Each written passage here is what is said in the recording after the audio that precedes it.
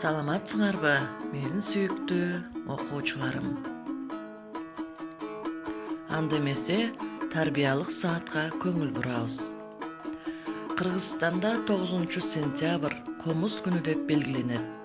Тиешелүү жарлыкка президент Сооронбай Жээнбеков кол койду. Комуз элдеги эң көрүнүктүү жана сүйкүмдүү музыкалык аспаптардын бири болуп келген.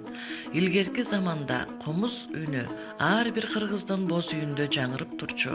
Ал эми 20-кылымда ал чоң концерттик сахнага чыккан. 3 буроо, жалгыз тээк, 3 кыл комуз, чертилбейт, күүгө келбейт, чебер колсуз. Оп-оңой көргөн менен жөп-жөнөкөй, бирок да өнөрү бар, айтып болгус.